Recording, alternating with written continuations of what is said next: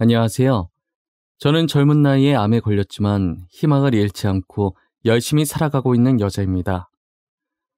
분명 결혼한 지 엊그제 같았는데 눈 한 번 깜빡이니 벌써 10년이 넘는 시간이 훌쩍 지나가 있네요. 제가 지금 사과를 먹고 있다 보니 몇 년 전에 일어났었던 일이 갑자기 생각이 나네요. 그 일로 인해 제가 이런 병도 얻게 된 것 같아요. 여러분들도 한번 제 사연을 들어보시겠어요? 어른들이 하시는 말씀 중에 모르는 게 약이다라는 말이 있잖아요. 세상을 살다 보니 어른들 말처럼 정말 몰랐을 때가 더 좋았던 적이 있는 것 같아요. 저 말이 제일 잘 어울리는 대표적인 경우가 바로 뒷담화 같은 거잖아요. 누구보다 저를 사랑해주고 아껴주던 사람이 뒤에서 저를 욕하고 있다는 사실이 얼마나 슬픈 일이에요. 지금부터 여러분들께 이 뒷담화에 관한 이야기를 들려드리려고 해요. 저는 금수저까진 아니더라도 하고 싶은 거 다 할 수 있는 꽤나 잘 사는 집안의 외동딸로 태어나서 부모님에게 사랑을 듬뿍 받으면서 살아왔었어요. 저희 부모님은 저를 만지면 깨질까, 잡으면 부서질까, 그렇게 금이야 오기야 귀하게 키우셨어요. 이렇게 부모에게 사랑을 듬뿍 받아야 훗날 결혼해서 남편에게 사랑을 많이 받을 수 있다고 하시면서요.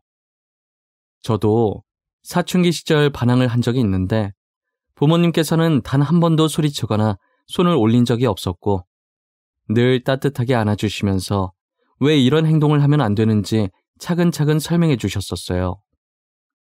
그래서 제 사춘기는 태풍처럼 정말 짧게 휘몰아치다가 끝난 것 같아요. 항상 이런 부모님의 모습을 보면서 부모님같이 다정한 남자를 만나 결혼하고 싶다는 생각이 들었어요. 딸은 아버지 같은 남자 만난다는 말처럼 정말 아버지 같은 남자와 결혼하는 미래를 꿈꾸곤 했어요. 그렇게 20대 중반이 되었을 때쯤부터 친구들이 하나둘씩 결혼을 하기 시작하더라고요. 빠르면 벌써 아이까지 낳아서 애엄마가 된 친구들도 있었고요. 저는 친구들이 결혼하고 애를 낳을 동안에는 제대로 된 연애를 하지 못했어요. 다정한 아버지 때문에 눈이 높아진 건지 아무리 남자를 만나도 제 성에 차는 남자가 없었어요. 아직 결혼을 하지 않은 친구들 중에서 제가 눈이 너무 높다면서 눈을 조금 낮추라고 말한 친구가 있었고, 결혼한 친구들 중에서는 괜히 결혼했다며 후회하면서 결혼을 말리는 친구들도 있었어요. 야, 너는 눈을 낮출 필요가 있어. 쓸데없이 너무 높아. 그러니까 결혼을 못하는 거 아니야. 나는 눈이 저 밑에 바닥에 있어도 못하는데 진짜 결혼하고 싶으면 눈 좀 낮춰봐. 나는 결혼 반대야. 결혼한 지 이제 1년 됐는데도 벌써 이혼하고 싶더라니까. 연애할 때야 좋지. 맨날 얼굴 맞대고 산다고 생각해봐. 진짜 눈 뜨자마자 남편 얼굴 보이면 때리고 싶어. 그건 맞아. 그래도 너는 애가 없잖아. 나는 애까지 있어 이혼도 마음대로 못해. 육아는 나 혼자 해. 지금도 봐. 애 안고 너네 앞에 있잖니. 육아는 무슨 집안일도 하나도 안 도와줘. 집안일, 그걸로 많이 싸우지. 나도 우리 신랑이랑 집안일로 많이 싸워. 결혼 전에는 내 손에 물 한 방울 안 묻히게 한다더니 지금은 나보고 별 따오라고 한다니까. 야, 너네 얘기 들으니까 나까지 결혼 안 하고 싶어진다. 결혼은 현실이라고 하더니 그 말 틀린 거 하나 없나 보네. 주변 사람들한테 저런 말들을 듣다 보니 굳이 결혼을 해야 하나 싶은 생각도 들었어요. 그렇다고 비혼주의로 살자니 나중에 늙었을 때 남편이랑 자식들 없이 혼자서 너무 외로울 것 같았어요. 혹시나 제가 혼자 있다가 집에서 다치거나 죽었는데 아무도 모르고 그렇게 쓸쓸히 잊혀지면 어떡해요. 아주 잠깐 상상만 해도 끔찍하고 서러웠어요. 그렇게 혼자서 결혼을 해야 할지 말아야 할지 고민하고 있을 때 운명 같은 남자를 만나게 되었어요. 제가 회사에 입사한 지 얼마 지나지 않아서 남자 직원 한 명이 저희 회사로 이직을 한 거예요. 다들 잘생겼다고 호응하는데 외향적으로는 제 이상형이 아니었기 때문에 처음엔 아무 관심이 없었어요. 제가 강아지상을 되게 좋아하는데 그 직원은 고양이상으로 인상이 날카로웠거든요. 낯가리는 건지 웃지도 않고 굳은 표정으로 일관하길래 첫인상이 좋은 편은 아니었어요. 한동안은 제게 수많은 직원들 중 한 사람, 그 이상도 그 이하도 아닌 존재였어요. 그러다 그 사람과 같이 프로젝트를 하나 하게 되면서 친해지게 되었죠. 친해지고 나니 웃음이 정말 많은 사람이었다는 걸 알게 되었어요. 사소한 거에도 잘 웃어주고 썰렁한 개그를 해도 그 사람이 무안할까봐 배꼽 잡고 웃어주더라고요. 성격도 좋은데 남을 배려할 줄도 알고 알면 알수록 진국인 사람이었던 거예요. 게다가 다른 남자 직원들과 다르게 술에 대한 자부심이 없어서 못 마신다고 딱 잘라 말하면서도 사람 무안 주지 않고 술 먹은 사람들 비위 다 맞춰주며 회식 분위기를 망치지 않으려고 노력하더라고요. 대학 다닐 때도 그렇고 그 직원이 오기 전까지 회사 회식 때도 그렇고 자기 술 잘 마신다는 자부심 있었던 사람들만 보다가 이런 사람을 보니 신기했어요. 술 못 마시는 것에 전혀 부끄러움이 없었고 오히려 술 먹은 사람보다 더 잘 놀았어요. 의외의 모습이 계속 발견되다 보니 저도 모르게 점점 그 직원에게 관심이 가기 시작했어요. 그 후로 무의식 중에 제 눈은 그 직원을 쫓았고 저희 둘의 눈이 마주치는 횟수가 잦아졌어요. 그렇게 저희는 눈빛으로 시그널을 주고받다가 그 직원이 먼저 제게 고백을 하면서 사귀게 되었어요. 본격적으로 사내 연애를 시작했고 2년 정도 연애를 이어갔어요. 사람은 첫인상으로 판단하면 안 된다는 걸 그 남자를 통해 알게 되었어요. 그 남자는 그동안 제가 찾아다니던 저희 아버지 같은 다정함을 가진 사람이었어요. 연애를 하면서 이제껏 만났던 다른 남자와는 확실히 다른 느낌이 들었어요. 이 사람과 결혼하면 저희 부모님같이 행복한 가정을 만들 수 있겠구나 싶었죠. 그리고 어느 날 제게 반짝거리는 보석이 박힌 반지를 주며 프로포즈를 하는 거예요. 있잖아, 나 사실 너가 내 첫 여자친구야. 믿기지 않겠지만 진짜야. 우리 같은 고등학교 다녔던 거 모르지? 내가 너네 학교 선배였어. 그때부터 널 알았고. 어? 오빠 나랑 같은 고등학교 나왔다고? 왜 지금까지 말 안 했어? 아니, 어떻게 이런 우연이 있지? 너무 신기해. 지금 회사 왔을 때 솔직히 너 있는 거 보고 놀랐잖아. 그래서 내가 얼마나 굳어 있었는데.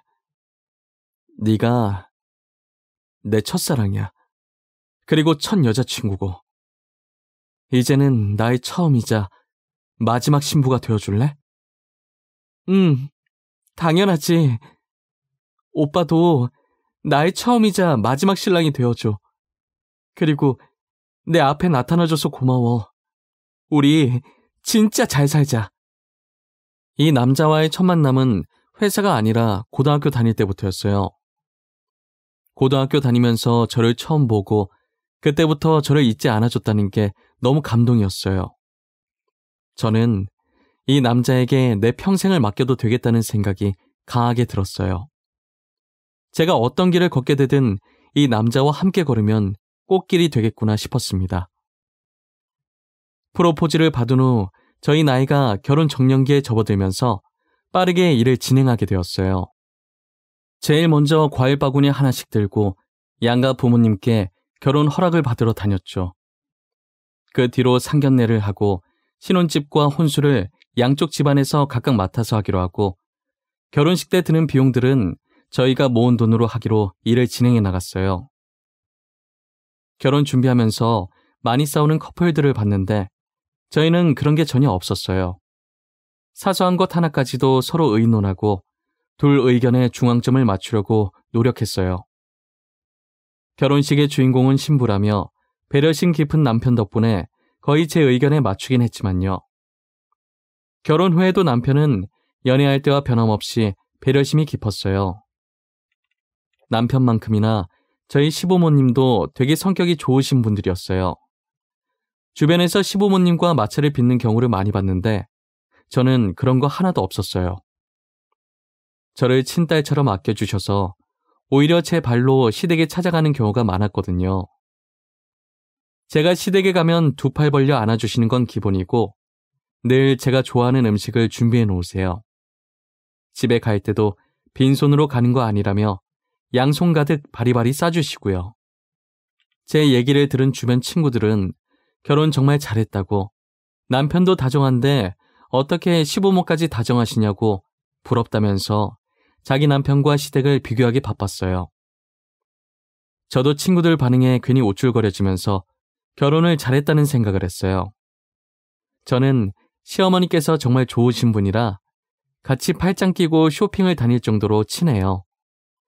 지나가는 사람들이 시어머니와 며느리가 아니라 엄마와 딸 같다며 사이 좋아서 좋겠다고 부러워하셨죠. 어디 나갔다 오시면 꼭 무언가를 하나씩 사들고 와서 제 생각나서 샀다면서 선물로 주세요. 저는 시어머니께서 그럴 때마다 굳이 안 사오셔도 된다고 말씀드렸어요. 아유, 우리 어머님 또 이런 거 사오셨네. 안 사오셔도 된다니까. 매번 죄송하게 왜 이런 걸 사오고 그러세요. 다음부터는 그냥 빈손으로 오세요. 내가 좋아서 사는 거야. 우리 며느리 너무 이뻐서. 시애미 마음인데 안 받아줄 거야? 안 받아주면 서운할 것 같은데. 저 진짜 이번에 마지막으로 받는 거예요. 다음부턴 절대 사오지 마세요. 그 돈으로 어머님이 좋아하시는 거 사세요. 저는 진짜 괜찮아요. 알겠죠? 알겠어. 다음부터는 안 사올게. 근데 이건 너가 입으면 정말 잘 어울릴 것 같더라고. 보자마자 네 거다 싶은데 어떻게 안 사? 누가 살까봐 냉큼 내가 사왔지. 하여튼 못 말려요. 어머님처럼 며느리 잘 챙기는 시어머니는 없을 거예요. 저 정말 전생에 나라를 구했나 봐요. 어머님 같은 분을 만나고 말이에요. 어머, 얘 말 이쁘게 하는 거 봐. 너 일부러 나 기분 좋게 하려고 그러는 거지? 그런 거면 성공이네. 아, 맞다. 너 집 가기 전에 저 통 들고 가. 내가 너 좋아하는 간장게장 만들어놨어. 이렇게 제가 시댁만 갔다 하면 시어머니께서는 저를 빈손으로 보내는 일이 없으셨어요. 하나밖에 없는 며느리 뭐라도 하나 더 줄 것 없나 찾기 바쁘신 분이셨어요. 저는 그런 시어머니를 저희 어머니만큼이나 아끼고 좋아했었어요. 하지만 한없이 다정하고 며느리를 챙기던 시어머니에게도 감춰진 얼굴이 있더라고요. 시어머니께서 평소 사과를 잘 드시는데 꿀사과를 팔길래 사들고 시댁에 찾았어요. 집에 아무도 없었는데 조금 있으면 시어머니께서 들어오실 것 같길래 주방에서 사과를 깎고 있었어요. 제 예상대로 시어머니께서는 얼마 지나지 않아서 집에 들어오셨고 제가 주방에서 오셨냐고 말했지만 전화를 받으면서 들어오셔서 제 말을 듣지 못하신 듯 하셨어요. 거실 소파에 앉아서 계속 통화를 하시길래 깎은 사과를 들고 거실 쪽으로 향했어요. 그런데 시어머니께서 친구분과 통화하시는 내용이 심상치 않더라고요. 친구분의 말이 끝나고 시어머니께서 말을 하시는데 저는 듣고 거실로 가던 발을 멈췄어요. 니네 며느리는 그래도 양반이야. 솔직한 게 얼마나 좋아. 우리 며느리는 에휴, 나한테 잘 보이려고 얼마나 알랑방귀를 끼는지 말도 마. 그래도 전에 봤을 때 애교가 되게 많아 보이던데. 우리 며느리처럼 따박따박 말대꾸하는 것보단 애교 많은 게 천배 낫지. 다 시애미한테 잘 보이려고 연기하는 거지. 가식적인 기집애야. 내가 요즘 며느리 무섭다고 해서 얼마나 눈치 보는 줄 아니?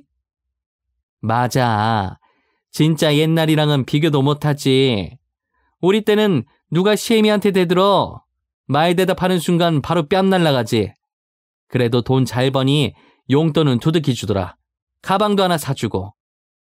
며느리한테 가방을 받았어? 나는 며느리한테 해다 바치기 바쁜데 너는 복 받았네.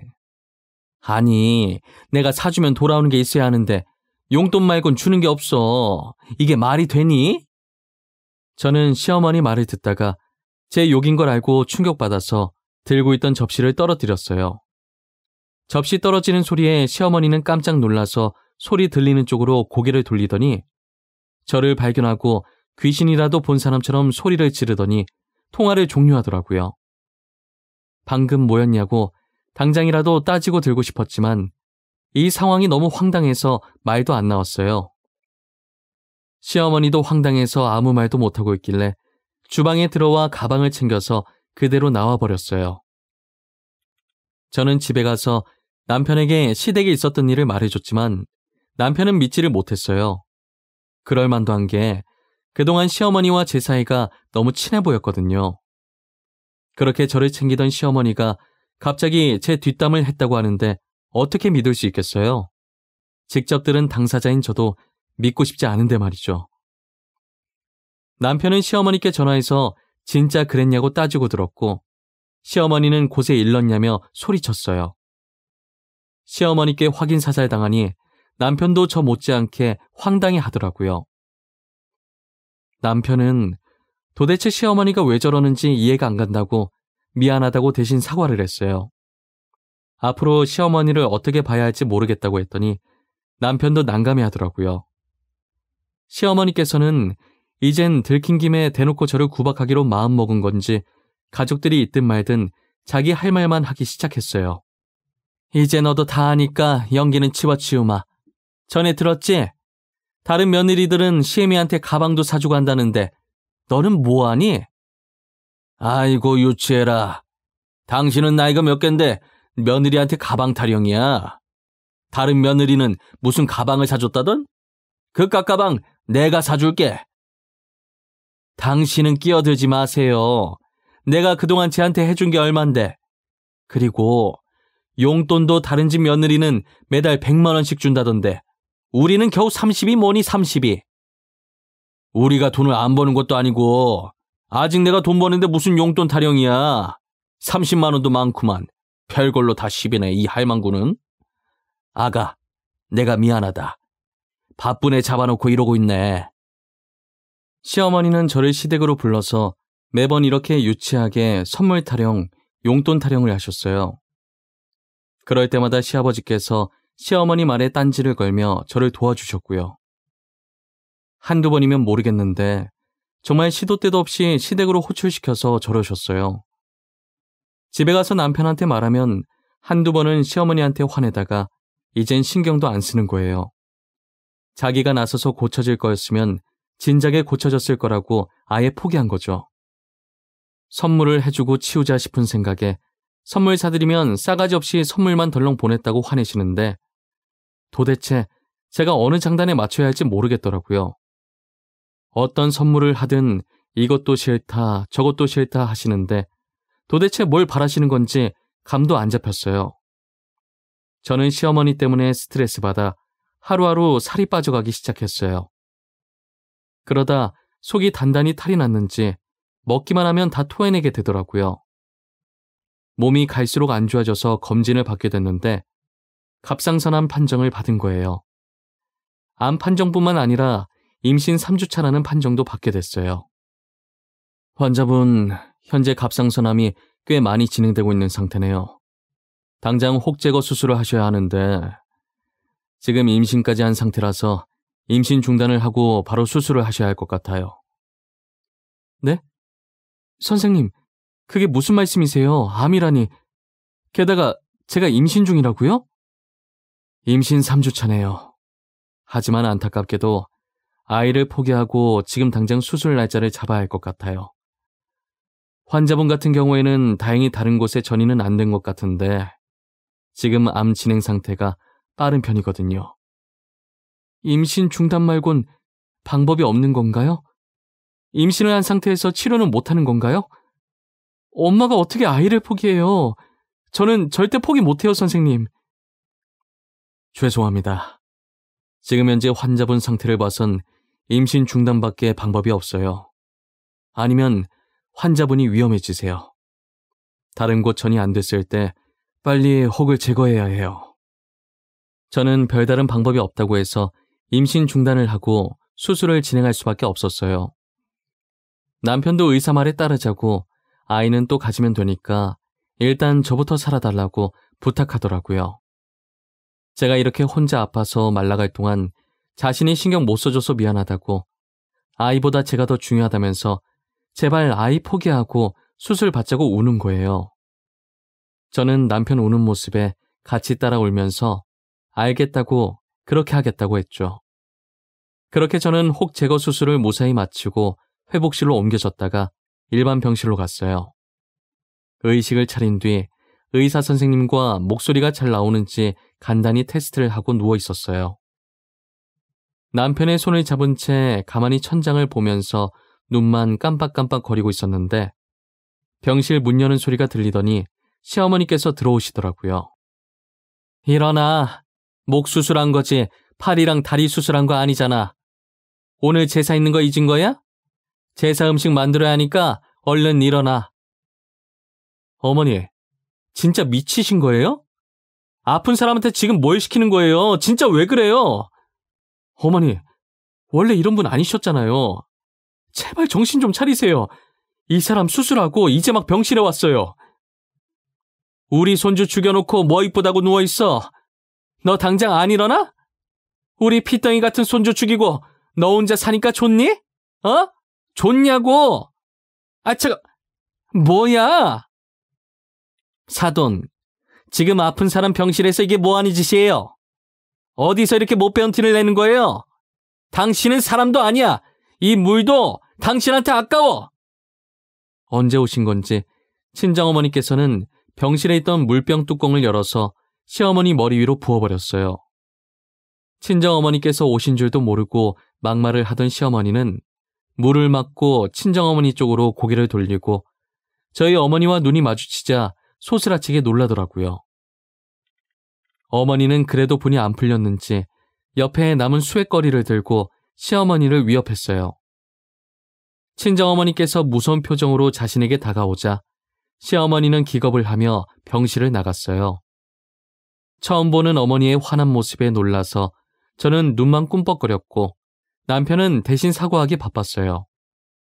어머니는 계속 고개를 숙이는 남편에게 잘못한 것도 없는 사람이 대신 고개 숙이지 말라며 대신하는 사과는 받지 않을 것이니 본인이 직접 와서 저한테 사과하라고 전하라고 하셨어요. 그리고 아무 일 없었다는 듯 무서운 표정을 풀고 제 머리를 쓰다듬어 주시고 눈물을 닦아주셨어요. 아까 시어머니한테 폭언을 들을 때 너무 서러워서 살짝 울었거든요. 어머니는 사람 같지도 않은 사람 때문에 스트레스 받지 말고 울지도 말라고 하셨어요. 그 사람한테 소비하는 제 감정이 너무 아깝다고 하시면서요. 저는 어머니의 말을 듣고 앞으로 시어머니와 연을 끊어야겠다는 생각이 들었어요. 남편이야 핏줄이니 제가 연 끊으라고 강요는 못하겠고 저 혼자라도 연을 끊겠다고 했죠. 남편도 이번 일로 많이 느꼈는지 알겠다고 했고 그 뒤로 저는 시댁 근처도 가지 않았어요. 그렇게 12년이라는 시간이 흘렀고 그 사이에 저와 남편은 딸 하나를 낳아서 키우고 있었어요. 암에 걸린 뒤로는 회사도 그만둬서 제가 육아를 전담했지만 남편이 퇴근 후에나 주말에 아이를 봐줘서 저는 다른 엄마들과 다르게 나름대로 쉬는 시간이 존재했어요. 혹시나 또 제가 병이 재발할까 싶어서 늘 남편이 노심초사하거든요. 그래서 주말에라도 쉬라고 무조건 주말엔 자기가 아이를 보겠다고 나서요. 그러다 어느 날 남편이 전화 한 통을 받더니 몸이 돌덩이처럼 굳은 듯이 서 있더라고요. 왜 그러냐고 물어보니 시아버지께서 치매에 걸리셨다는 거예요. 시아버지께서 나이가 있긴 하시지만 그래도 아직까지는 정정하실 나이인데 벌써 치매에 걸리셨다는 게 믿기지 않았어요. 더군다나 치매 진행 속도가 빨라서 요양병원에 모셔야 된다고 하더라고요. 시아버지가 계신 요양원에 가고 싶었지만 시어머니와 마주칠 것 같은 생각에 많이 망설였었어요. 그래도 시어머니께서 난리칠 때마다 항상 중간에서 막아주셨던 분이 시아버지신데 안 가기도 못하고 해서 고민 많이 하다가 안 하고 나중에 후회하기 싫어서 요양원에 들리기로 했어요. 문을 여는 순간까지도 너무 떨려서 심호흡을 몇 번이나 했는지 몰라요. 떨리는 손으로 천천히 병실 문을 열었고 조심스럽게 안으로 들어갔어요. 들어가자마자 밥을 안 먹겠다는 시아버지와 밥을 먹이려고 애쓰는 시어머니의 모습이 보이더라고요. 그러다 다가오는 발소리에 투닥거리는 걸 멈추고 두 분 다 제 쪽으로 시선을 돌리셨어요. 시어머니는 흔들리는 눈동자로 저를 쳐다보시길래 살짝 고개 숙여 인사했어요. 12년 만에 마주하게 된 시어머니는 예전보다 많이 야인 모습이었어요. 시아버지는 다행히 저에 대한 기억은 있으신 건지 반가운 듯 활짝 웃으며 오랜만이라고 하셨고요. 두 분을 보는데 저도 모르게 눈물이 나기 시작하더라고요.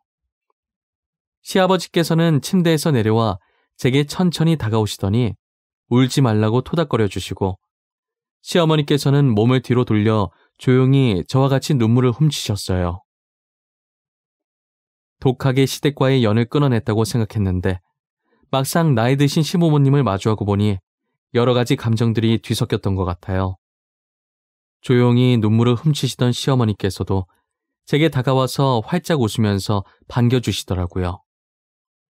와줘서 고맙다고, 진심으로 고맙고 미안하다고 하시면서요. 아가, 고맙다. 이렇게 와줘서 너무 고마워. 이게 얼마만이니 그래. 요즘 뭐하고 지내? 가끔 아들한테 네 안부 듣긴 했다만. 그래도 다행히 잘 지내고 있나 보구나. 어머님, 오랜만에 이렇게 만나 뵙게 되네요. 좋은 일로 만나야 하는데 왜 이렇게 많이 야위셨어요? 밥은 잘 챙겨 드시고 계신 거예요? 잘 챙겨 먹고 있지. 챙겨 먹는데도 계속 살이 빠지더라고. 아가, 늦었지만 정말 미안했구나. 나 그동안 반성 많이 했어. 용서받지 못할 짓 한 거 잘 알아. 하지만 꼭 언젠가는 너에게 용서 빌고 싶었다. 저 솔직히 어머님께서 제가 한 말들 아직 머릿속에 그대로 남아있어요. 어제 들은 것처럼 생생하게 기억나요. 어머님의 말과 행동들, 저를 바라보는 시선까지. 내가 정말 죽을 죄를 지었어. 아픈 사람한테 그렇게 말하면 안 되는 것이었는데 나도 지금 생각해보면 그땐 왜 그렇게 못되게 굴었는지 정신이 나갔었던 것 같구나. 시어머니께서는 눈에 눈물을 가득 머금고 제게 사과하고 또 사과했어요. 사실 병원에 오면서까지도 시어머니를 용서해주고 싶은 마음이 눈꽃만큼도 없었어요. 그런데 막상 많이 야이고 목소리도 죽으신 시어머니를 보니 마음이 많이 안 좋더라고요. 무엇보다 진심으로 제게 사과하시는 모습을 차마 외면할 수가 없었어요. 저는 결국 과거는 이제 그만 잊어버리고 시어머니를 용서해주기로 했고 시어머니는 사과를 받아주겠다는 제 말에 그날 참 많이 우셨어요.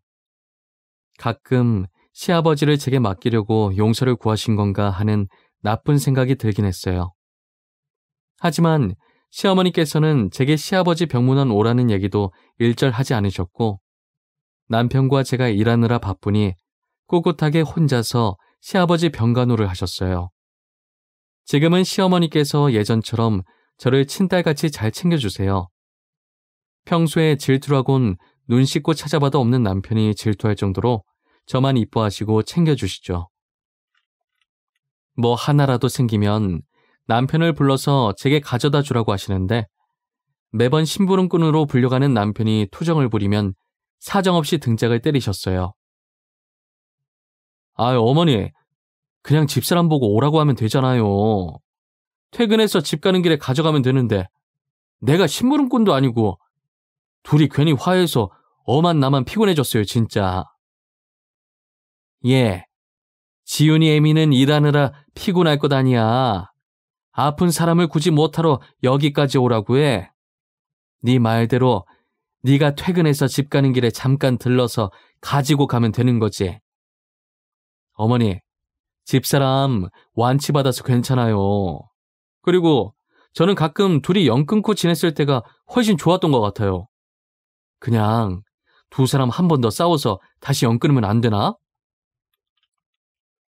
이놈의 자식이 쓸데없는 소리 할 거면 그거나 들고 빨리 가.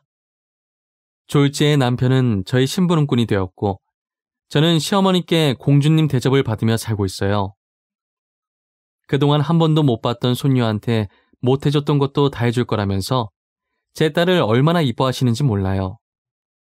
가끔 아들 낳을 생각 없냐고 넌지시 물어보시긴 하지만 제가 딸 하나로도 힘들다고 하니 하긴 아이 낳으면 여자만 힘들다고 하고 싶은 대로 하라며 제 의견을 존중해 주셨어요. 진작에 이렇게 살았으면 얼마나 좋을까 싶은 생각을 요즘 따라 많이 하게 되네요. 아무래도 시부모님이 많이 늙으셨고 저희와 같이 할 세월이 얼마 남지 않아 더 그런 것 같아요. 함께 할 수 있는 시간 동안 시부모님과 함께 행복하고 좋은 추억 많이 쌓아보려고 해요. 제 사연은 여기까지입니다. 여러분들은 제 사연을 듣고 어떤 기분이 드셨나요? 혹시 시어머니를 왜 용서해줬냐며 저를 한심해하고 계시나요? 하지만 저는 제 선택을 후회하지 않아요. 오히려 용서를 안 했다면 돌아서서 뼈저리게 후회했을 것 같아요. 여러분들도 저와 같이 시댁과의 갈등이 있으시다면 잘 생각하셔서 현명하게 대처해 나가시길 바랄게요.